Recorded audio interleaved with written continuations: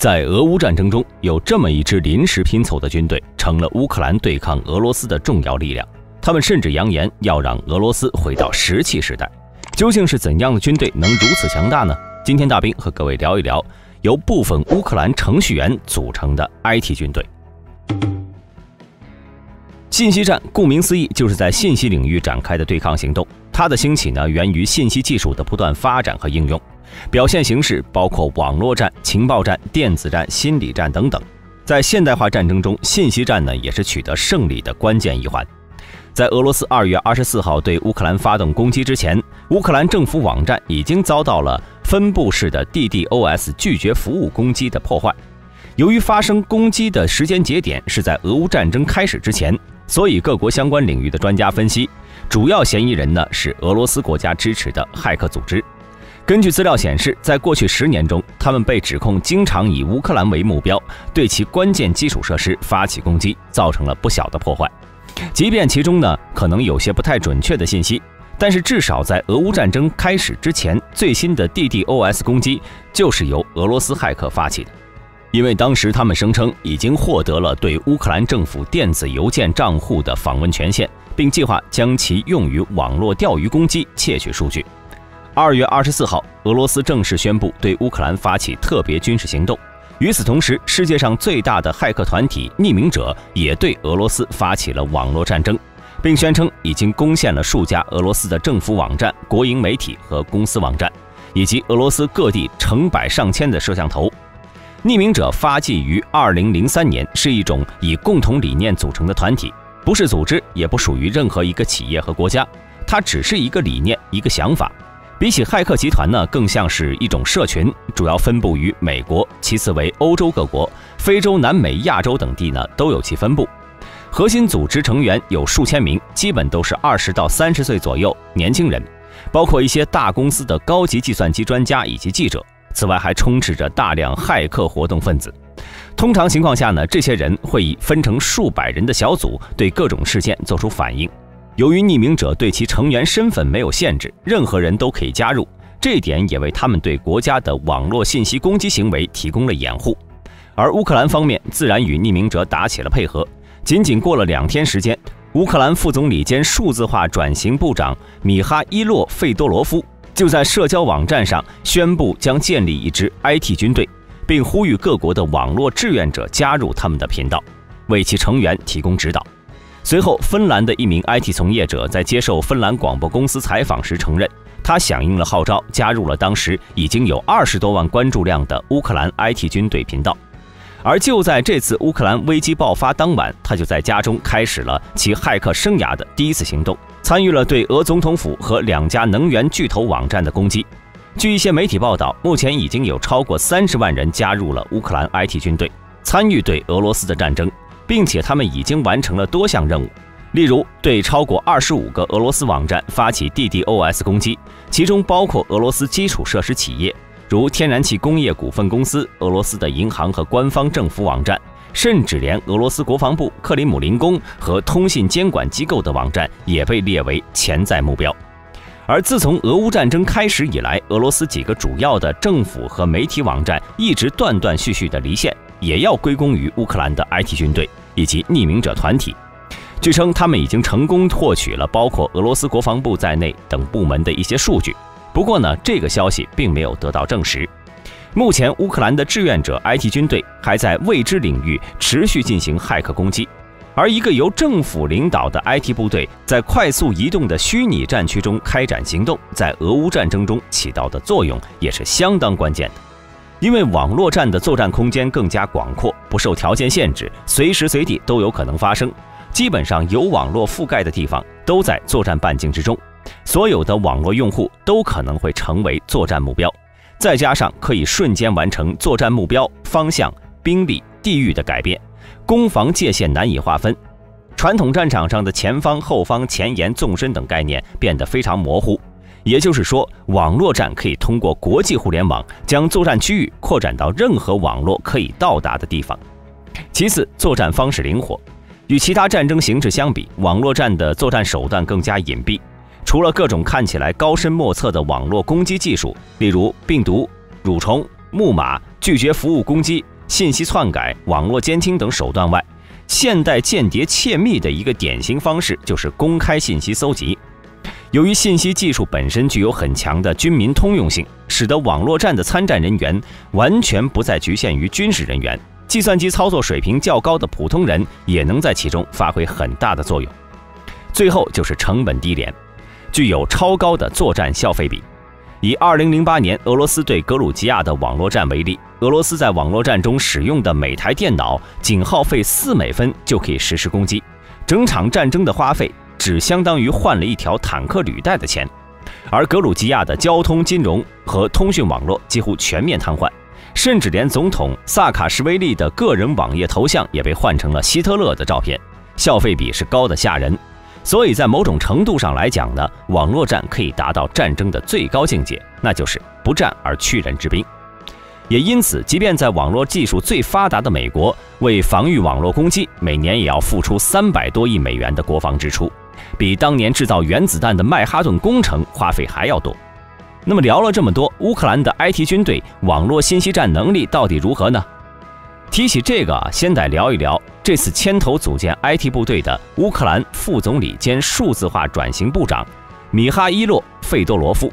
这个费多罗夫呢是大有来头，他生于1991年，大学毕业于扎波罗热国立大学社会学和管理学专业，这是扎波罗热市历史最悠久的一所大学。而费多罗夫的另一重身份是商人。据福布斯与商业内幕显示，费多罗夫的净资产约为150万美元。2015年，他曾经创立了一个数字营销公司，负责设计在线广告活动。也正是因为这个公司，费多罗夫才与泽连斯基结缘。2018年，他加入泽连斯基的竞选团队，成为网络数字部门的负责人。1年后，28岁的费多罗夫正式踏足乌克兰政坛，被任命为数字转型部长。这时呢，他就展现出自己的野心了。他提出建立数字国家的构想，曾经多次到美国硅谷拜访互联网巨头，还在2021年11月1号代表乌克兰首次参加在里斯本举行的 WED 峰会。这个峰会呢是欧洲最大的 IT 会议之一。出发前，费多罗夫就表示，我们正在启动 Dia City， 这将使乌克兰成为东欧最大的 IT 中心。而费多罗夫在为信息化新战场获得优势，他在俄乌战争之前呢就早有谋划，先是致函苹果和谷歌，要求他们限制俄罗斯境内用户的服务。仅仅过了几天的时间，苹果停止了在俄罗斯销售新款的 iPhone 和其他产品。另一边呢，费多罗夫与谷歌也保持着密切联系。他认为谷歌地图的一些功能会给乌克兰带来安全风险，帮助俄罗斯士兵识别人群。而随后谷歌做出回应，限制了俄罗斯方面访问谷歌地图的部分功能。此后，谷歌还停止了在俄的其他产品和服务的销售。不仅如此，费多罗夫还给 SpaceX 创始人埃隆·马斯克写信，请求通过 SpaceX 制造的星链卫星为乌克兰提供互联网服务。毕竟，星链的网络不受地面电信基础设施的限制，即便众多设施被破坏，也能保持网络畅通。而马斯克对此呢也迅速回应，2天后，一批星链设备便抵达了乌克兰。硬件设施没有问题了，后边就是技术方面了。可能有些朋友不知道啊，乌克兰除了盛产美女，在科技行业有着大批量的人才，他们现总人口为4173万，其中 IT 从业者的人数达到了20万，为数千家公司提供服务。从思科到甲骨文再到三星，有100多家全球高科技公司在乌克兰开展研发活动。而日常使用的软件和电子产品呢，总有1到2个是出自乌克兰人的手笔。例如，在线支付软件 PayPal 的创办人之一马克思·列夫琴是乌克兰移民，用于日常聊天的 WhatsApp 创办人杨库姆是乌克兰移民。除了这些呢，由乌克兰公司供应的网络平台和人工智能外包服务也在业内颇有名气。这也就是为什么费多罗夫能让谷歌、苹果、SpaceX 等巨头公司提供帮助的原因。而费多罗夫在成为乌克兰数字转型部部长之后呢，就提出了一个名为智能手机国家的项目，主要目的是从2024年开始，乌克兰的政府公共服务100%在线提供，其中20%服务实现完全自动化和无人化。所以从以上方面呢，就能充分体现出乌克兰这个国家的网络安全能力。另外，俄乌战争爆发之后呢，乌军自身在情报信息收集方面也做了不少工作。比如，他们通过推出一款随手拍 App 应用，民众呢可以通过这款软件把战场上的俄方军队人员以及行动拍成图片或者短片上传，方便乌军对此进行分析。而如何在海量的信息当中快速区分出对己方有帮助的战事情报呢？这对于乌克兰来说是有一定难度的，因此也免不了来自欧美各国 AI 运算的帮助。总的来说，从目前来看呢，俄方在这场网络战中是处于下风的，而乌方以及欧美各国仍然不敢有丝毫松懈。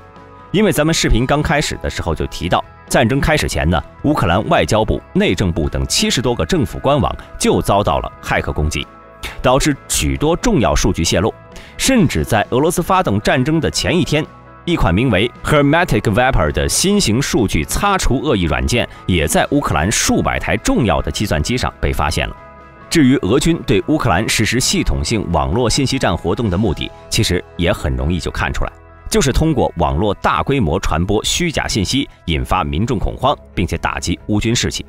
而乌克兰的 IT 军队呢，在战争爆发之后，利用平台和渠道的优势，通过一系列的反击，向俄罗斯施加战场外的巨大压力，也有明显的成效。结合目前的情况来看呢，网络战正在成为俄乌战场中的重要组成部分，甚至可能会成为影响战场走势走向的胜负手段。因为在传统战争时代，依靠兵源多、装备精良就能取胜，但在虚拟空间的战争中，双方的战斗优势将极其不对称。一群手无缚鸡之力的天才型骇客，也许就能使对方网络全线瘫痪，甚至还能让金融、能源、警察等数据系统陷入瘫痪。而且，网络战成本极低，效果明显，赋予了它极强的隐秘性和杀伤力，可以轻松使敌我双方的战术优势直接拉开50年的差距。而战争呢，讲究攻心为上，通过网络攻击，还未打仗就瓦解到敌对国家的民心和意志，这属于不战而屈人之兵。人类在地表空间的战争打了几千年，已经形成了一些约定俗成的章法，但是虚拟空间属于法外野蛮之地，讲究绝对实力，并没有什么规则可言。例如近几年呢，就有4起比较有名的网络攻击事件。2020年，英国电网重要管理机构 Elexon 遭到网络攻击，内部 IT 网络受到影响，关键通信功能丧失。2021年，印度孟买遭遇大范围断电，直接导致铁路、股票交易所、医疗设施以及其他大部分关键基础设施瘫痪。2021年，美国最大的燃油管道运营商、全球最大的肉类加工企业均因骇客攻击，在相当长的一段时间内停止运作。在现代战争开战之前呢，利用网络战损毁敌对国关键信息系统，窃取军事情报，瘫痪互联网、交通、能源、金融等关键基础设施，或许会成为现代战争的首选项。所以，网络战势必会融入现代战争，成为不可或缺的一部分。好了，今天视频就到这里，各位朋友对此有什么看法呢？欢迎留言讨论。你想看的也是我想要了解的，我们下期视频再见。